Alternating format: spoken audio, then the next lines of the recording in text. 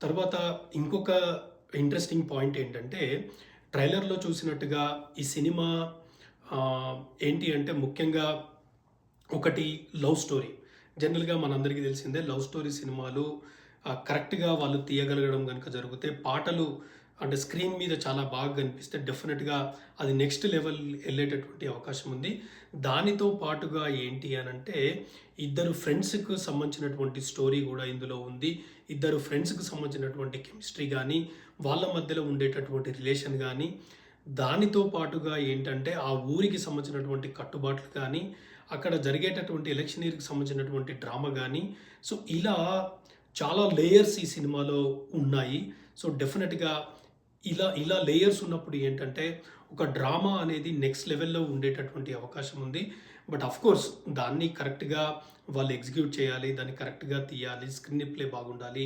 Direction బాగుండాలి. ఇవన్నీ బాగుండాలి. I understand.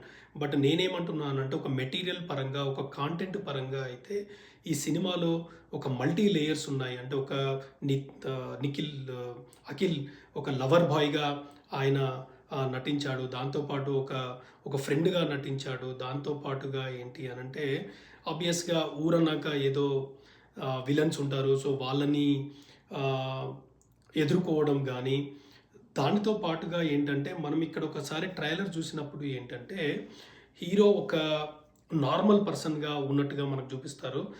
అక్కడి నుండి హీరో ఆహ్, ఒక అంటే ఒక కథానాయకుడిగా, ఒక హీరోగా ఎట్లా ట్రాన్స్‌ఫార్మ్ అయితాడు అనేది ఆహ్, ఉన్నట్టుగా మనకు కనబడతా ఉంది. జనరల్‌గా ఏంటంటే ఒక హీరో ఒక అండర్ డాగ్‌గా ఆయన జర్నీ స్టార్ట్ అయ్యి, ఆయన యొక్క క్యారెక్టర్ నిజంగా ఒక హీరో లెవెల్‌కి ట్రాన్స్‌ఫార్మ్ అయినప్పుడు ఏమైతది అనంటే, ఆ కథ చాలా ఆర్గానిక్‌గా వస్తుంది.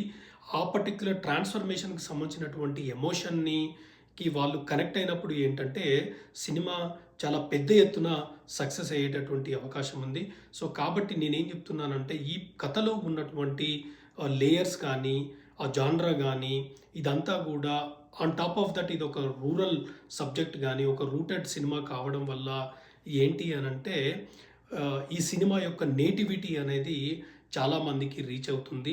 డెఫినిట్‌గా అంటే ఒక ప్రాపర్ ఎగ్జిక్యూషన్ గనుక ఉంటే, ఈ సినిమా మరింతగా అంటే సక్సెస్ అయ్యి అందరికీ గూడా రీచ్ అయ్యేటటువంటి అవకాశం ఉంది అని జెప్పేసి నాకనిపించిందనమాట.